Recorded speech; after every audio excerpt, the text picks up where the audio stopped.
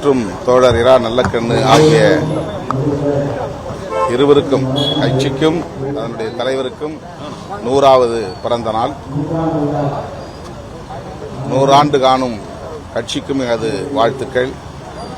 100 ஆண்டு காணும் தோழர் RNK அவர்களுக்கும் எமது நெஞ்சார்ந்த வாழ்த்துக்கள். இந்திய மண்ணில் இடதுசாரி கருத்தியல் வலிமை பெற வேண்டும், கம்யூனிஸ்ட் இயக்கங்கள் மேலும் எழுச்சி பெற வேண்டும் என்பது விடுதலை சிறுத்தைகளின் அவா. அந்த வகையில் இடதுசாரி அரசியல் வலிமை பெற விடுதலை சிறுத்தைகள் கட்சியின் சார்பில் எமது வாழ்த்துக்களை தெரிவித்துக் கொள்கிறோம். வலதுசாரிகளின் கொட்டத்தை ஒடுக்க, அவர்களை வீழ்த்த இடதுசாரி இயக்கங்களும், பெரியார் இயக்கங்களும், அம்பேத்கர் இயக்கங்களும், சிறுபான்மை ஜனநாயக உரிமைகளுக்காக போராடுகிற இயக்கங்களும் ஒருங்கிணைய வேண்டும். அதுவே இந்த தேசத்தின் பாதுகாப்பு என்பதை விடுதலை சிறுத்தைகள் கட்சி சுட்டிக்காட்ட விரும்புகிறது. அனைத்து ஜனநாயக சக்திகளுக்கும் அறைகூவல் விடுக்கிறது.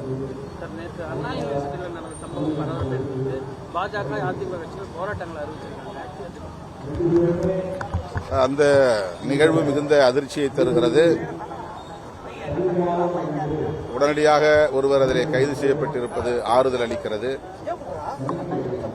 கல்லூரி மற்றும் பள்ளி வளாகங்களில், பல்கலைக்கழக வளாகங்களில்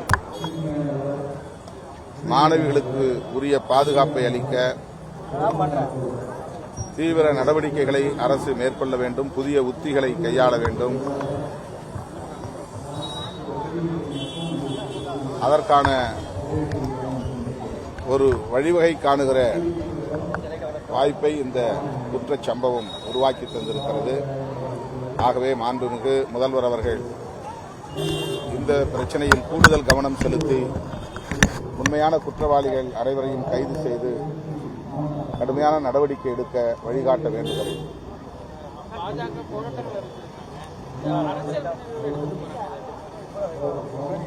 அவங்க எதிர்கட்சி என்கிற முறையில் அதை செய்யறாங்க. அதுல ஒன்றும் கருத்து சொல்வதற்கு எதுவும் இல்லை.